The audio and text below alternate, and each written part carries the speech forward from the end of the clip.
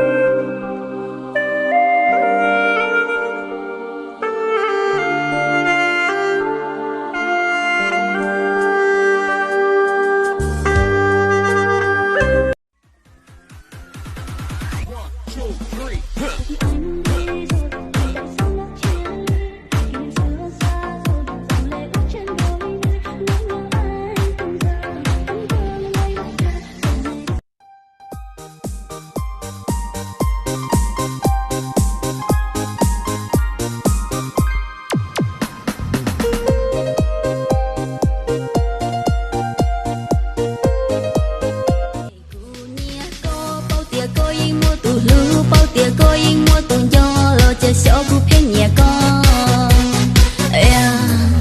bao rong hay tia có mua từ lưu rong.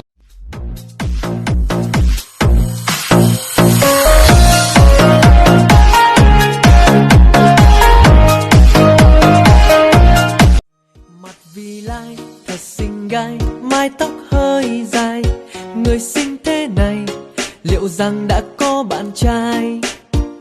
Người yêu tớ còn chưa có ai thèm, từ xưa đến nay vẫn chưa yêu gì ai.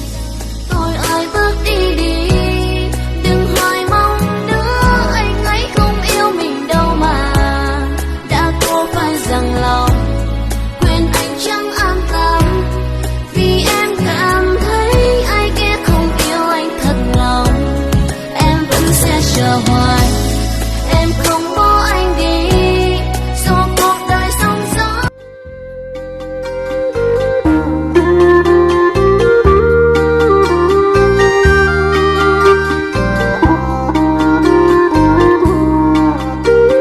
Tụ tụ tay nó hái chắp lời, cho nên giờ để lỡ cơ tờ, do nương lỡ lỡ cơ hoa chân, nữ chỉ xem tụ lo tụ mê, cầu tên dê theo cầu tên đấy, lo chỉ cho nữ tỏ nữ qua, do nhân chúa ý chia thiên mô.